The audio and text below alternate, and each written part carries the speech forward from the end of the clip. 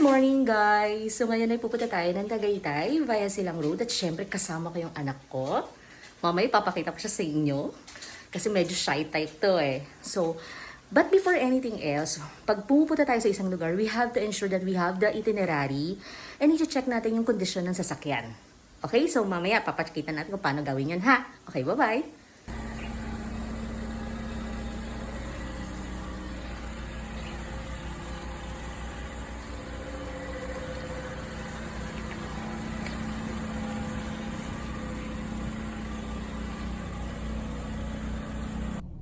Hi guys! So yung sinasabi ko kanina that we have to ensure that our vehicle is in good condition before we leave. So we have to check yung blow baguettes ng vehicle. So katatapos ko lang nun kaya medyo natagalan ako sa pagbalik. So that would be the battery, the lights, O is oil, water, brakes, air, baguettes, gas, engine, tire, and syempre yung sarili natin. Kung nakatulog ba tayo ng maayos, kung in good condition ba tayo, wala ba tayong nararamdamang sakit. Kasi pagka ganun guys, hindi allowed na mag-drive yon. Okay, lalo na medyo malayo yung pupuntahan natin, 2 hours. Okay, so yun muna. And then, before that, we have to ensure na magsusuot tayo ng seatbelt guys, okay? And side mirror check, light, yung rear view mirror, kung may camera kayo, mas maganda. At higit sa lahat guys, syempre bago ka umalis, aside from seatbelt, checking your side mirrors and the blow baguettes and rear view mirrors, teka lang, nagmumoist yung salamin ko.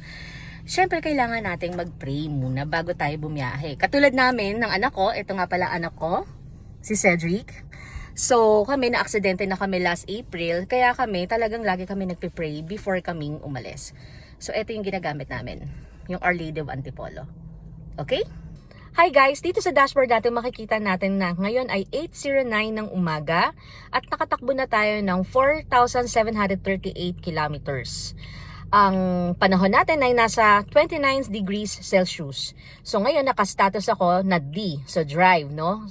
Medyo nakatapak lang ako ngayon guys sa brake. And then kung mapapansin natin yung ating gas is almost kalahati na. So dadaan tayo ngayon ng gas station para magpa-refill ng gas at the same time mapacheck yung tire pressure natin. Okay. Hi guys, so traffic ngayon, nandito na tayo sa Anabu, Coastal, parte yan ng Cavite, Imus. So, pagka ganitong traffic, ano nga ba yung dapat na ginagawa ng isang driver? Dapat may maintain yung keep safe distance, no? Doon sa isang vehicle na nasa harapan natin. As much as possible nga, dapat kahit sa likod eh. So, at least one vehicle apart.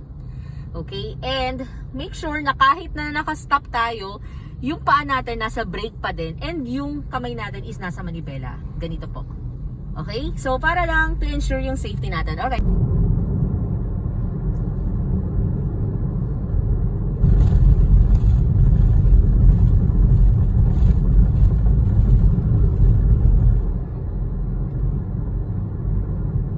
In 500 meters, turn left onto Diokno Highway, Payapa Road.